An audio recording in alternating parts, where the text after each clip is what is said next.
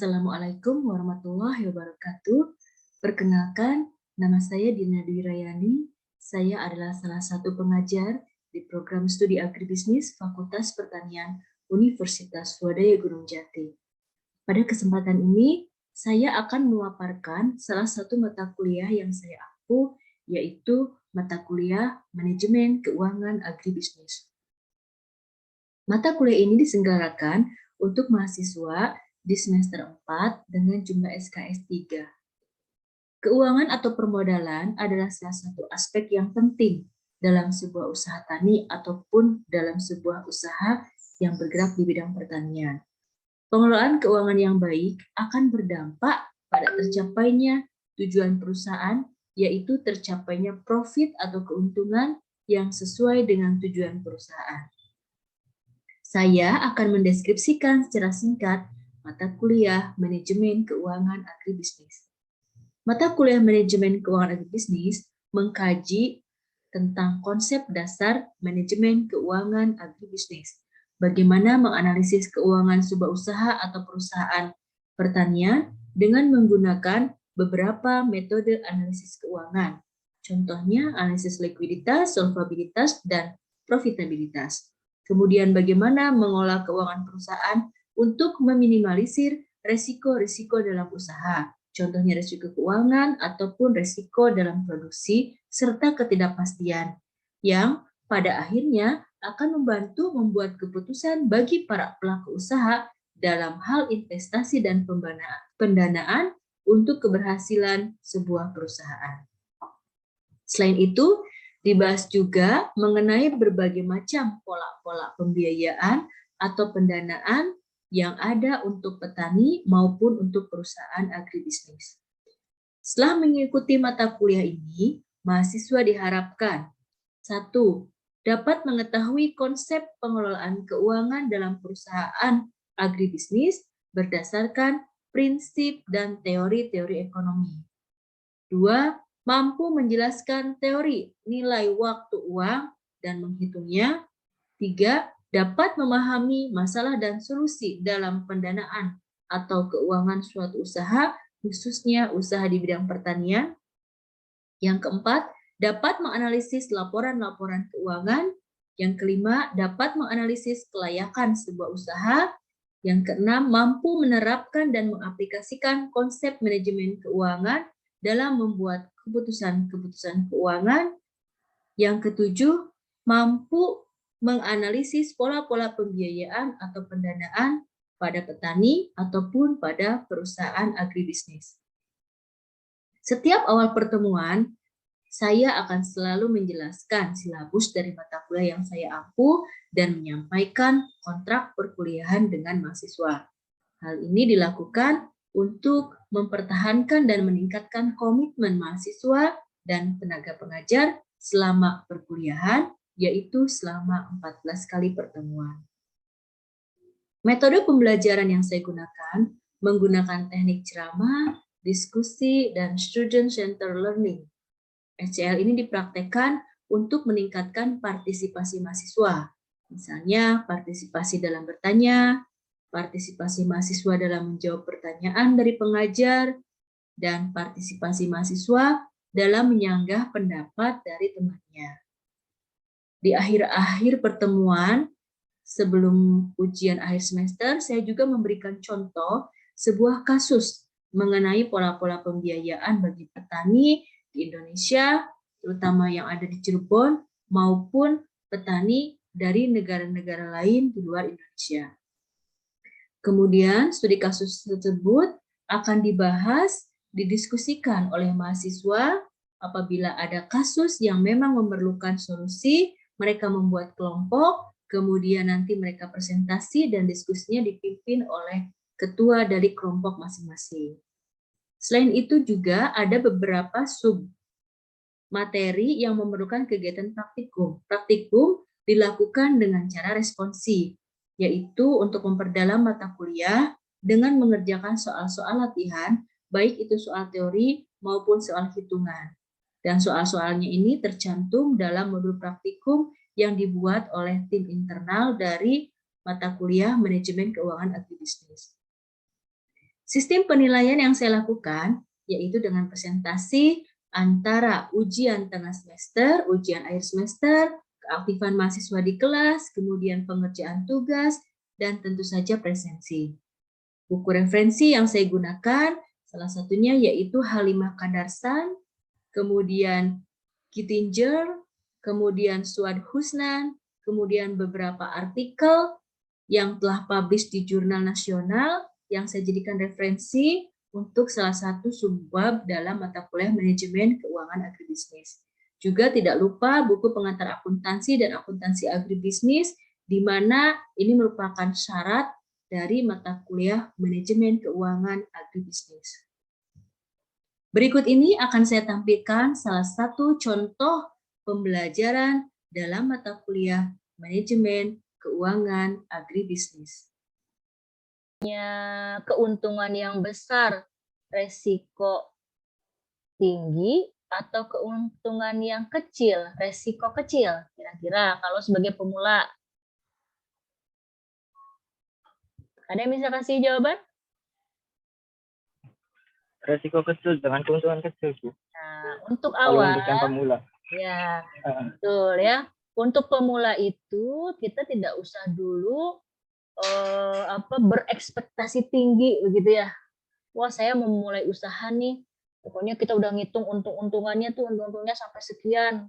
Sangat menggiurkan gitu. Padahal kita lupa usaha kita itu di bidang pertanian, di mana ada resiko-resiko yang tidak ada di bidang usaha yang non pertanian. Nah, jadi untuk yang pemula justru kita memilih resiko yang kecil daripada keuntungan yang besar. Ya pengennya sih resiko kecil, keuntungan besar ya. Apa? Oh, nanya, Bu. Boleh. Kan cara memilih resikonya itu gimana? Kan dalam pertanian kan yang dipengaruhi kan oleh iklim, alam, dan itu ketahanan pangan sendiri, Bu. Nah, cara memilih resiko dalam pertanian sendiri gimana? Betul. Salah satunya adalah resiko dalam keuangan, itu salah satunya. Jadi begini, kita sudah tahu resiko alam itu tidak bisa diprediksi. Jadi ada resiko dan ada ketidakpastian ya. Resiko itu adalah sesuatu yang bisa diprediksi kejadiannya seperti apa, tapi kalau ketidakpastian itu kita tidak tahu begitu. Nah, ini kalau faktor alam kita tidak pernah tahu apakah nanti ada angin besar, apakah tiba-tiba ada banjir begitu ya. Apakah tiba-tiba misalnya longsor, nah itu kan faktor-faktor alam yang kita tidak bisa prediksi. Nah, tetapi ada resiko yang sudah kita bisa prediksi sebelumnya. Contohnya apa? Contohnya resiko keuangan. Misalnya kayak gini. Kalau kita menggunakan modal dengan pinjaman. Dengan pinjaman, kira-kira resikonya besar atau kecil? Besar. Ya, karena kalau dengan pinjaman berarti kan kita harus mengembalikan pinjaman itu. Begitu ya. Berbeda kalau kitanya modalnya tidak berdasarkan hasil pinjaman. Itu salah satunya dengan prediksi modal dulu. Yang kedua, misalnya kalau buat tanaman cabai nih ya, kita sudah tahu resiko tanaman cabai itu apa. Oh, dia suka ada hama kapas misalnya ya, hama yang merusak pertumbuhan cabai. Kemudian apalagi resikonya kalau cabai itu misalnya kena penyakit ya, tadi penyakit, hama begitu. Atau misalnya dia cabai itu misalnya harganya itu cabai kalau lagi bagus-bagus, kalau lagi turun-turun kalau cabai. Nah, bagaimana cara meminimalisirnya? Ya, tadi pemeliharaan tanaman cabai harus dilakukan secara intensif. Istilahnya kalau ikhtiarnya sudah dilakukan, hasilnya kita tinggal serahkan, begitu kan? Tapi kalau ikhtiarnya saja belum dilakukan, misalnya kita harus mengecek tiap hari. Petani cabai itu minimal 3 hari sekali dia harus ngecek ke lahan. Apalagi kalau pas awal-awal ya, pas awal-awal itu sebelum dia tumbuh tumbuh pohonnya besar begitu. Itu harus betul-betul dicek. Kadang-kadang ada yang dia tidak muncul jadi langsung layu begitu. Nah, setelah itu kan nanti ada, kalau sudah bagus pohonnya nanti kira-kira ada bunga, nanti setelah ada bunga baru ada buah. Nah, bunga juga harus dicek itu apakah nanti bunganya berbuah atau tidak, misalnya seperti itu. Nah, bagaimana caranya? Ya, harus pemeliharaan yang intensif untuk mengurangi resiko, gitu ya. Pemeliharaan yang intensif itu berdasarkan jenis komoditas. Kalau nanam waluh, kalau waluh mah kan nggak usah ya, nggak usah di ini tiap hari begitu. Tapi kalau cabai itu pasti harus, begitu ya. Oke, itu hanya pendahuluan ya, hanya menceritakan silabus. Ibu akan share lagi untuk materi tentang pola-pola pembiayaan. Pola-pola pembiayaan yang kita mengambil kasus di Nigeria ya.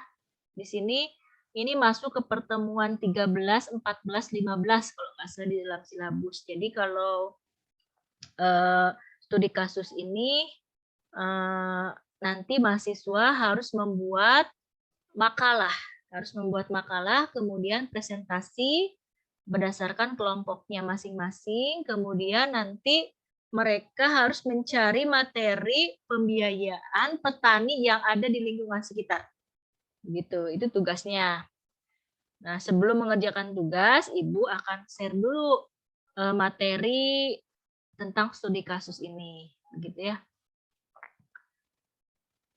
Mana PPT-nya? Belum buka kayaknya.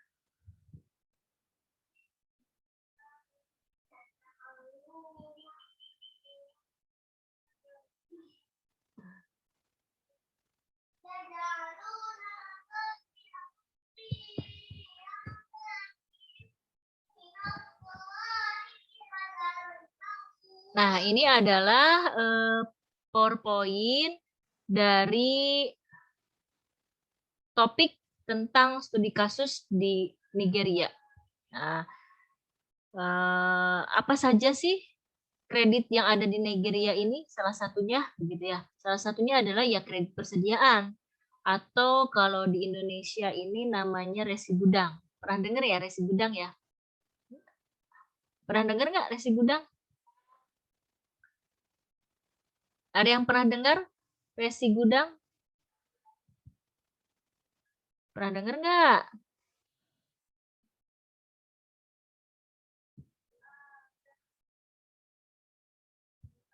Nah, kita lihat di sini. Ini adalah permasalahan-permasalahan yang terjadi hampir di semua negara, yang terjadi pada petaninya, hampir di semua negara, begitu ya. Negara berkembang, terutama negara miskin dan negara berkembang. Ini adalah lingkaran produksi kemiskinan, gitu ya. Apa saja di sini ada difficulties to buy inputs, kesulitan dalam membeli input, faktor produksi atau faktor sarana produksi. Apa saja contohnya?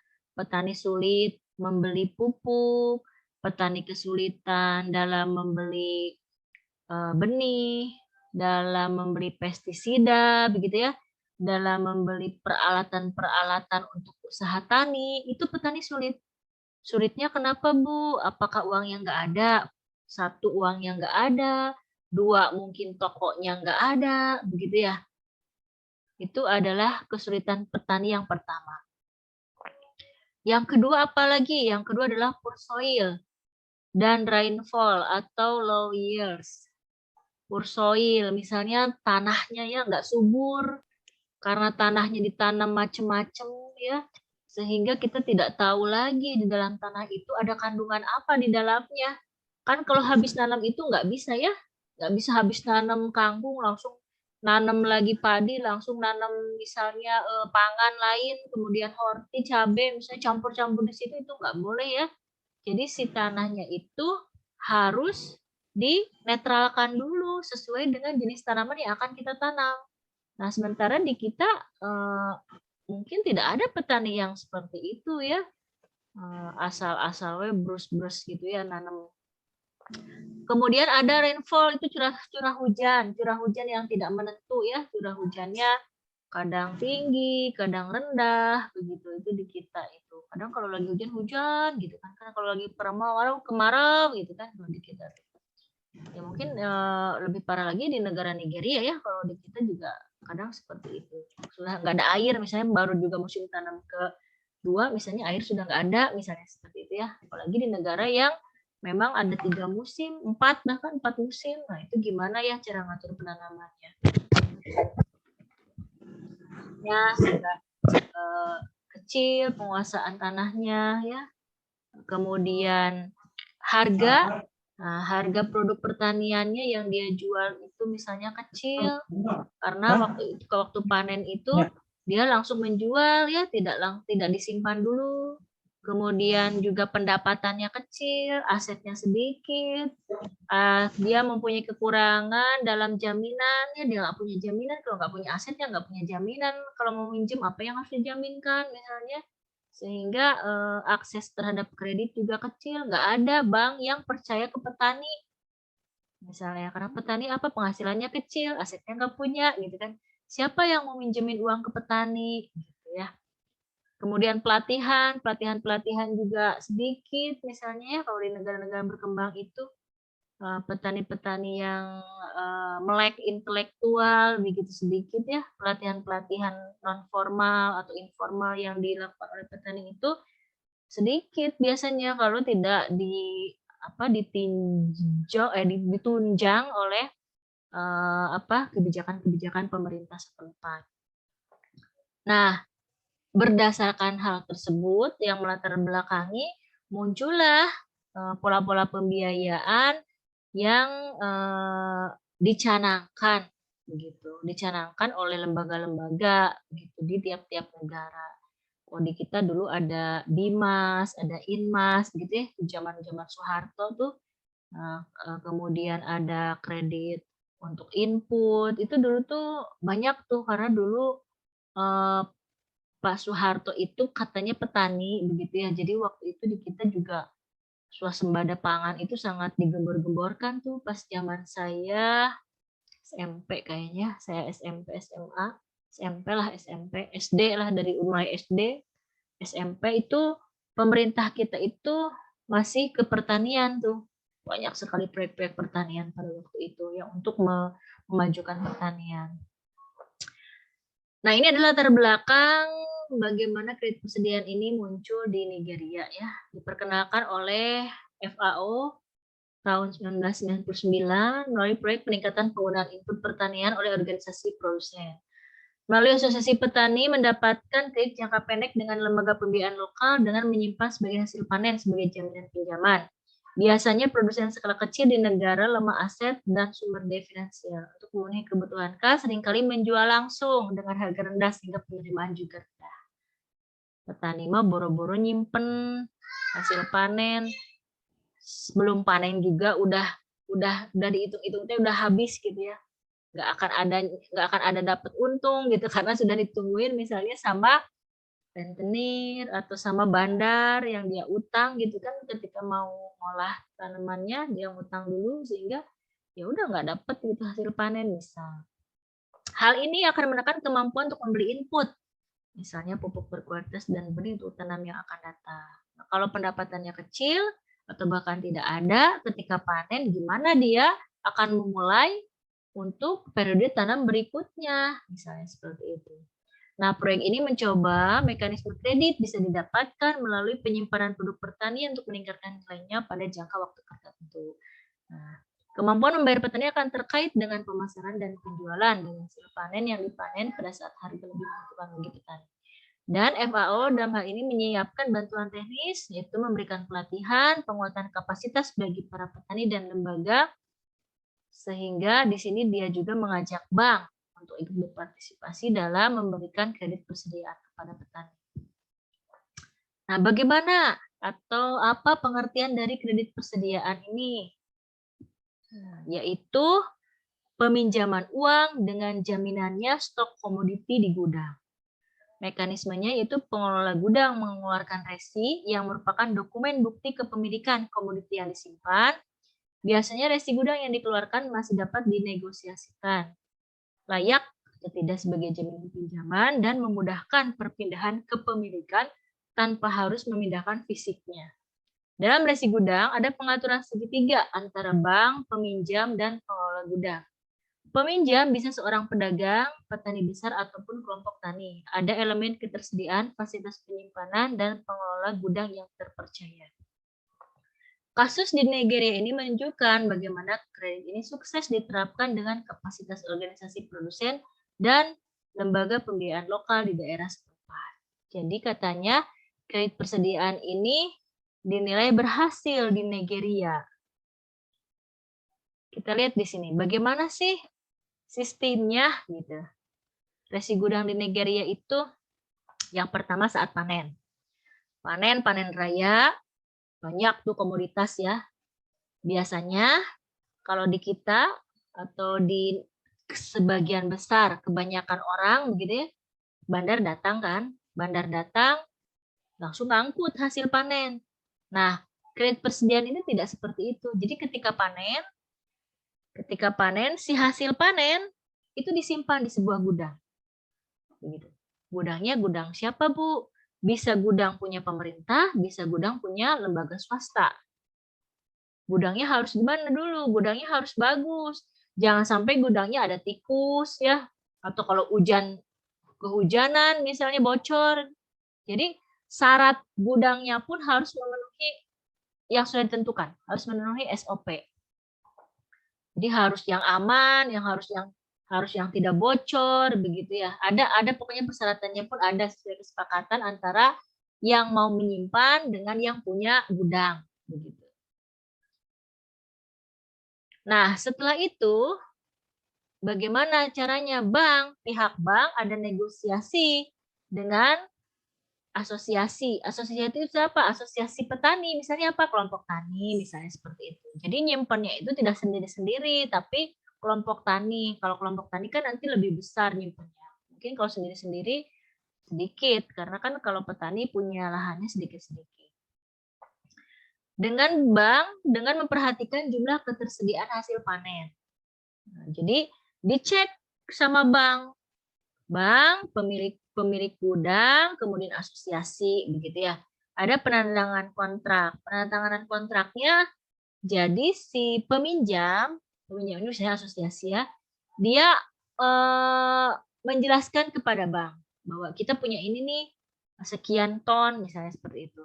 Nah, barang-barang apa kira-kira yang disimpan? Apakah tomat bisa disimpan di gudang? Kira-kira tomat bisa nggak? Jawab, ayo. Tomat bisa disimpan nggak? Enggak, Bu, sepertinya, Bu. Enggak, ya. Karena mudah rusak. Mudah rusak, mudah busuk.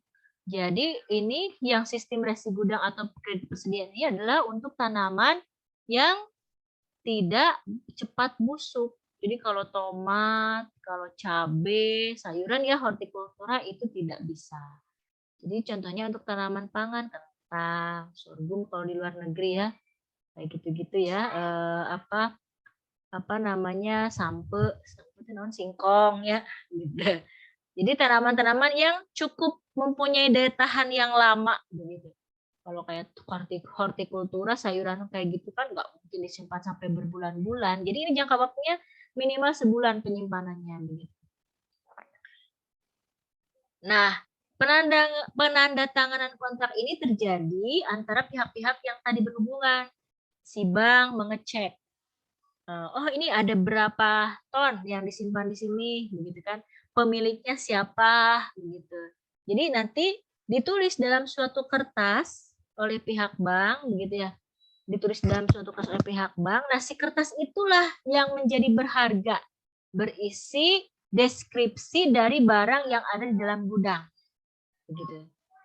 Nah, si surat itulah yang bisa dijadikan sebagai jaminan ketika asosiasi meminjam uang terhadap bank.